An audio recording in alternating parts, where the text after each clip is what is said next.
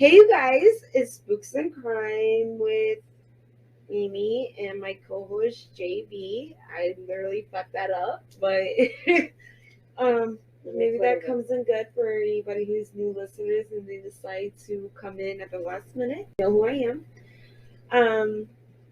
So as always, we're gonna wait for our personal details, shout outs, things like that, whatever information, blah blah blah that we have. We'll wait to the end of it so that way if you guys really don't want to listen to it, you can just skip over that shit.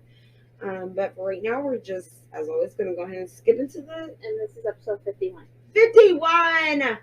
Oh my god, we're at 51. I know. 50 fucking 1. Okay. I know. All right. So this one is Theodore John Conrad. Oh my god. So you know every time I hear Conrad, like I think of Cat in the Hat. Oh, yeah, I'm trying my best, Condor. It's Conrad. Love Cat in the Hat. Don't sue us. So on July 11th, 1969. No, it says on Friday. Friday. Well, damn, look at me. Okay, I'm a little couple of drinks and don't judge me. July 11th. Friday, July 11th, 1969. 20-year-old Theodore John Conrad pulled off one of the biggest bank robberies in Cleveland, Ohio. Oh my god, is this the story that you was kind of giving me details to? And I was like, is it that one guy? And you were like, no, it's not him. And I'm like, damn. Yeah, I believe. Okay. He stole $215,000, which is about $1.7 million in 2021. So this happened in 1969. Yes. So okay, so in 1969, his $215,000 that he robbed would. It's about $1.7 million in 2021. I was gonna say this year, but I forget we're in the new year. So okay, damn, bro. Theodore was allegedly obsessed with the 1968 movie, The Thomas Crown Affair. The movie was about Thomas Crown, who was a bored millionaire businessman who hatched a scheme to put 4 men together to rob a bank. They said that he saw the movie more than a half a dozen times. Well, damn, bro. I mean, I can't say anything because I've seen a lot of movies. But remember, at this time, it was like he had to keep going to the movie theater to watch it. Yeah, because they didn't have it on replay like us. They didn't have Netflix or Hulu or Paramount or anything else. It was a scheme about I'm sorry. Damn, bro, you literally just turned 20. Mm-hmm. Okay, so he worked as. Oh, I'm sorry, I read that. On Friday, July 11th, 1969, he went to work at closing time.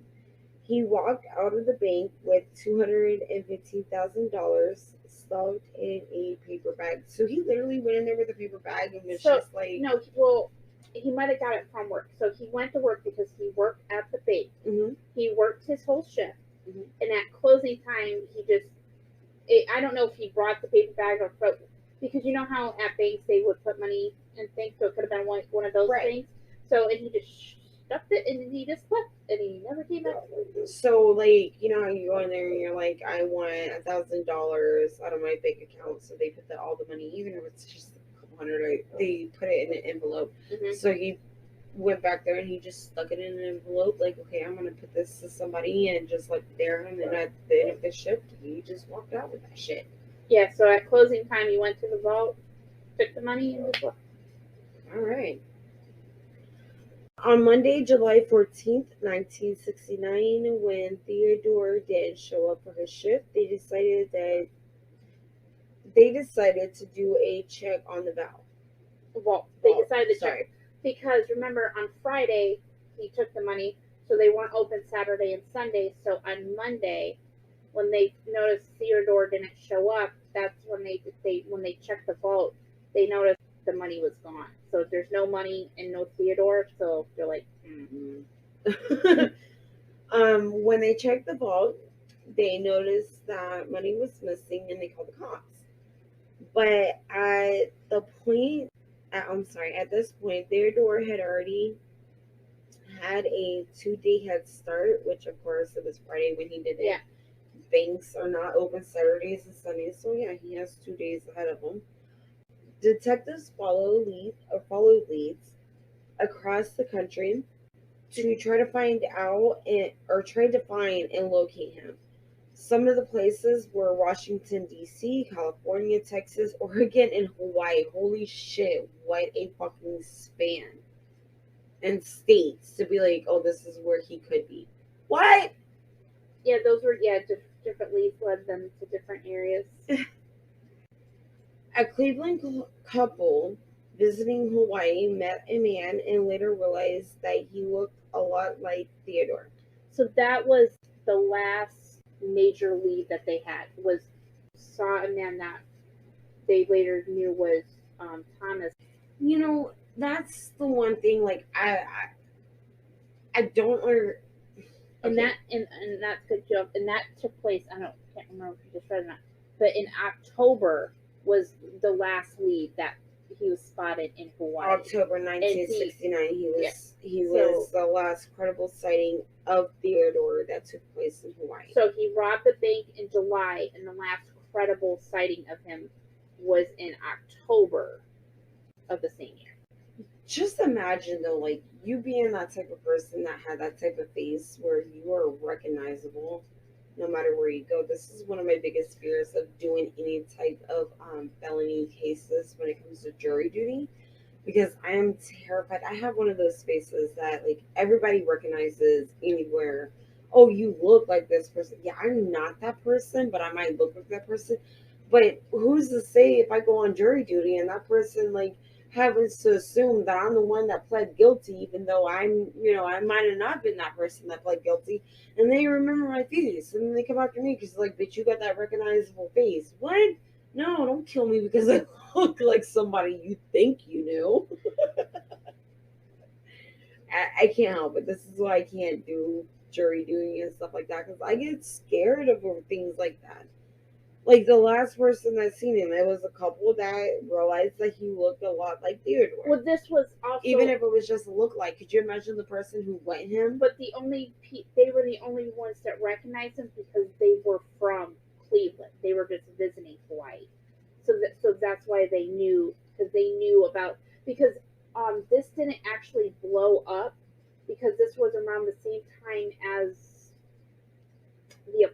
one of the Apollos. Oh, okay. So the bigger thing. Yeah. So this, so there was other things that were happening around the same time. So this didn't get, like, the media attention like everything else. So that's right. That I understand. I really do. I mean, unfortunately, but at the same time, I do understand. In January of 1970, Theodore changed his name to Thomas Randle. Mm-hmm. Randle? Okay. And moved to Boston. Some believe that he chose the name Thomas because of his love for the Thomas Crown Affair movie, which I can see that. Like, if he was especially obsessed with that movie, come on. And why he chose Boston? Because it was near where the movie was filmed. Oh my god, bro. So you're like one of those crazy people. He just really liked the movie, so he's still not like great. I'm not trying to get sued. No, he ended up. I don't want our podcast to be sued. He just passed away a few months ago. Okay. Well, I mean, anything that I speak of is always personal opinions. I just don't want anybody to get mad and be like, I'm suing you because of your own personal comment type thing. But before everything I found, like, later on, like, he wasn't, like, he was a different person. Like, so he was mentally there. He just had an obsession. He just, like, he was just a fan of the movie. So yeah. Theodore, now going as Thomas, went to the Social Security Administration office in Boston and asked for an identification card. It wasn't unusual during the time to ask for one because some people waited until they were adults to be able to get it. Theodore was born July 10th, 1949, but Thomas was born July 10th, 1947. Why would he go older? To throw people off the tracks. I would have went younger. Is that a woman thing where we just go younger? But wouldn't you want to go older? Because then people were like, oh my gosh, this you look amazing. Oh my God, right? You. Yes, boo. Yes. He changed the year to throw people off of his tracks. He was able to fully create a new life as Thomas. Theodore left behind 3 siblings and his parents in 1969. Not long after moving to Boston, he met his future wife, Kathy. In 1982, they were married. They had 1 daughter together named Ashley, and they said Theodore was a devoted family man. Well, now his name's Thomas. Yeah, Thomas. But it's still, the same person. Family is very important to him. Like, especially, like, his wife there. I'm sorry. And his daughter. Yeah. I love somebody who takes their kids on to the fullest. At one point, he was the manager of a Pembroke country club. Around 1982, he started his career as in automotive sales. That was he went through different companies, but it was always automotive sales. But I guess he was that was what he was really good at. Okay. The bank robbery was a cold case for decades. It was even featured on the episode of America's Most Wanted and Unsolved Mysteries. John K. Elliott was a deputy United States Marshal in Cleveland from the 1969 until his retirement in 1990. So damn, homie was in that shit for a long time. John never stopped searching for Theodore, and he always wanted closure for this specific case. Yes. Okay. So my theory is because he worked in the Cleveland from 1969 till his retirement in 1990. Mm-hmm. The robbery took place in 1969, and I was wondering if maybe this was one of his... He was the first one that took on the case, and he just couldn't get it. Yeah, I was wondering if maybe this was one of his big ones that is like the one that got away. He just always wanted to find a closure for it. That's my theory. See, that would be me as the detective. I would have to go in for the fucking, I have to go in for the kill. Like, if I'm a detective and I'm on cases like this, I'm going in for the kill. Not literally kill, but no, I'm not literally trying to kill somebody, but I gotta make sure you were taken down. No stone unturned. Exactly. Okay, so even after retiring, he would come in to the office just about every week and pour over the files. Pete Elliott, the son of John, said.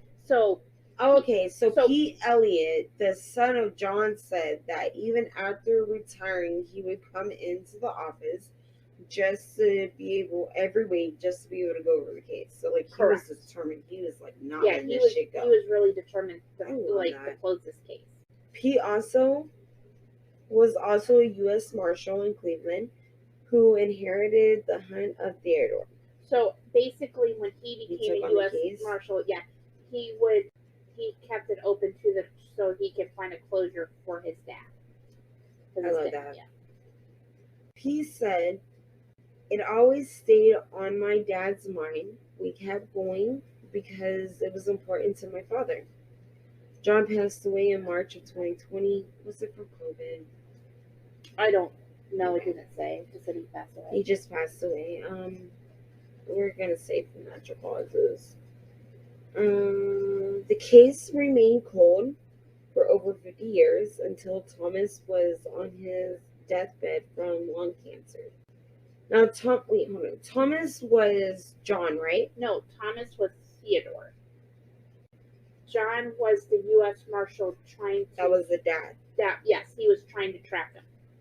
And John, he did this from 1969 to... Basically, we'll say 2020 maybe.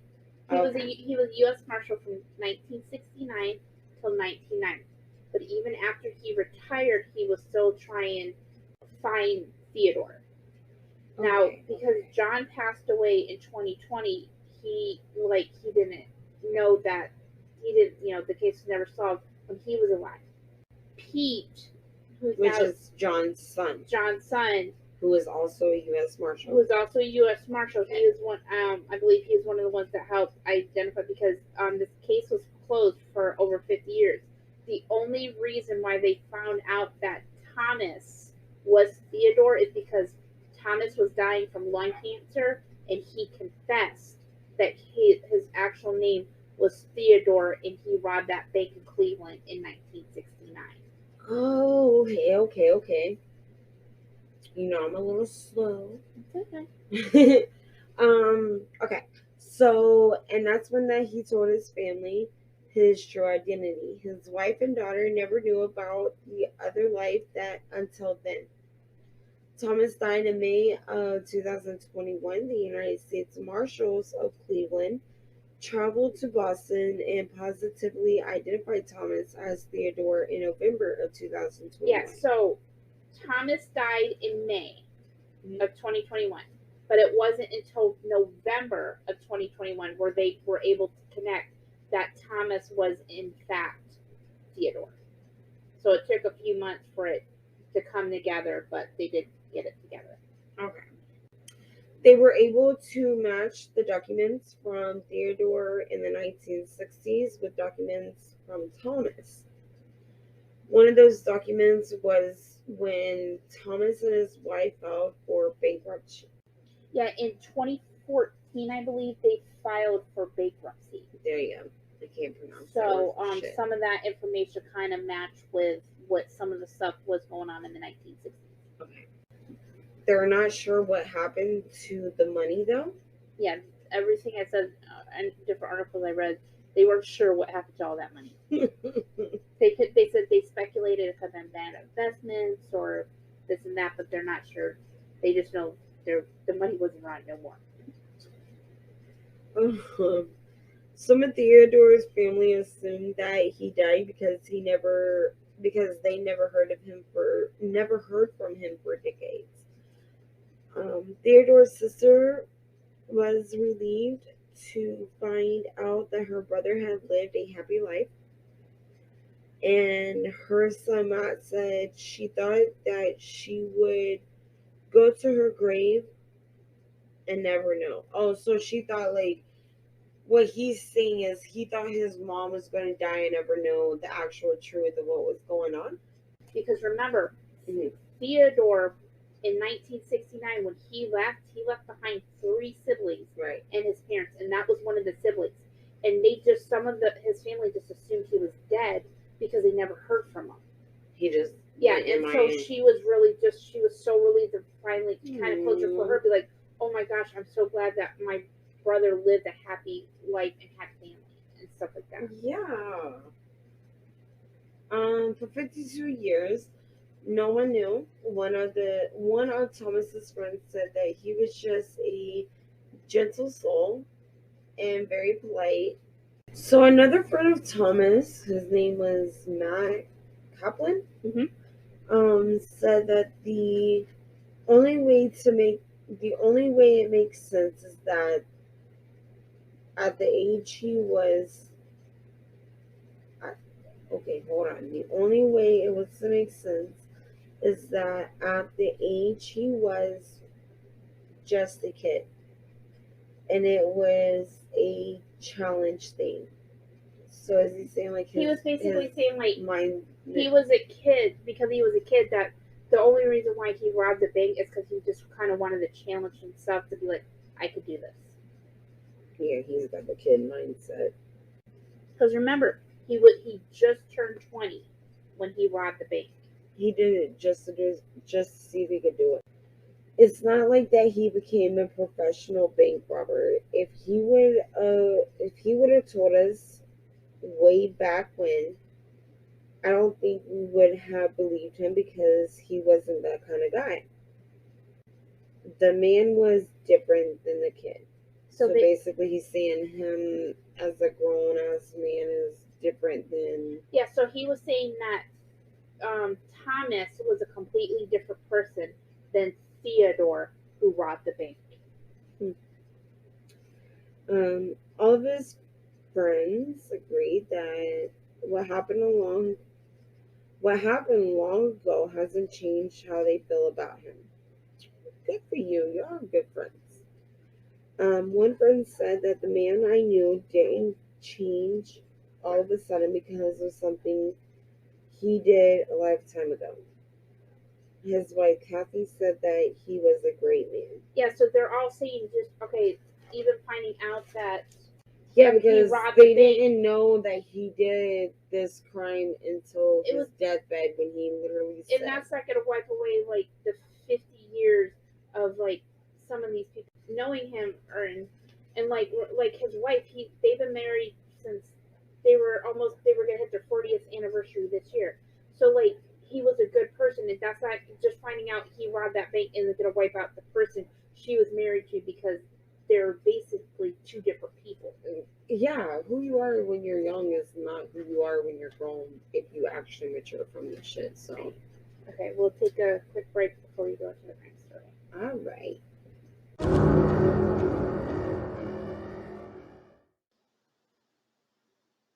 Hey guys, have you heard about Anchor? Well, if you haven't, let me tell you a little about it. It's completely free. It has creation tools that allows you to record and edit your podcast from your phone or computer. Anchor will distribute your podcast for free so that it is heard on Spotify, Apple Podcasts, and many more places. It's everything you need to make a podcast in just one place. My favorite thing about Anchor is that you can make money off your podcast with just no minimum listenerships. So download free Anchor app today. That's ANCHOR.FM and get started free today. Alright, so these are crime stories. This one takes place in Florida. December 2021. More than a dozen... Hermes.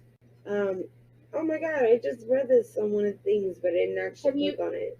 You might know it, like Birkin. You've heard of Birkin bags? I've heard of Birkin. That's basically Hermes. Okay. So their handbags were stolen from a window display in Palm Beach, Florida. The bags were valued at more than $100,000 each and were estimated in total stolen around $1 million. Holy fucking shit. How do you even if you steal that, you're stealing it for what? Because you can't walk around and use it because people are going to know. No, they're going to sell it. How do you sell it though without getting caught besides the black market? Because there's people who want these bags. So they don't, instead of selling it for like $100,000, they can sell it for like $50,000 or something like. And I just read something that these bags, they don't decrease in value. Some of these, I think one of the things I read, the value of these purses have always stayed it's better to invest in these bags than it is gold. Damn. Yeah. Oh, okay, so they hit good licks on this. I mean, I don't condone doing this, but they literally banged out on this shit. If they get away with it, they banged out. Because a lot of people it's recent, so I can't say that they banged out on that shit. But a lot of people who, especially in a fashion, and can't afford these bags, they want these bags. Oh yeah. What? I don't even have a purse that's even close to $1,000. $100,000? Come on now. I do not even fucking blame them. This one takes place in Delaware. On December 1st of 2021, 36-year-old Keith A. Turner Jr. tried to rob Rambleton Acres liquor store with a large knife. Really? A knife? Mm-hmm. Okay. Keith demanded money from the employee. That employee and another employee were able to run out the front door looking for Keith inside. Locking. Yeah, so the two employees. Oh, so they got locked that bitch in. They ran out of the building and then locked Keith inside at the end, and where to go. Sorry, Keith, you're an idiot. I'm just saying. Keith took money from the register and tried to escape. Oh no, let me guess. It didn't happen? He threw a metal. Damn, homie, he threw a metal shopping cart at the front door, but he was still unable to leave that way. Well, no shit. Their fucking glass is literally made to And then withstand some of them bullets. have like bars. Exactly. He then tried to leave through the bathroom window, but it was too small. Well, duh. The police arrived when they told him to exit the building or the canine would be released. Keith came out. Well, Keith, I will give you credit. You're a little bit smart there because, hello, who the fuck wants canine teeth in their body, right? He was arrested and charged with robbery, possession of a deadly weapon during a commission of a felony, wearing a disguise during the commission of a felony, and 2 counts of criminal mischief. His bond was at $127,100. It's a really odd number, but Yeah. that my thing is though, like where it said that he where it said where it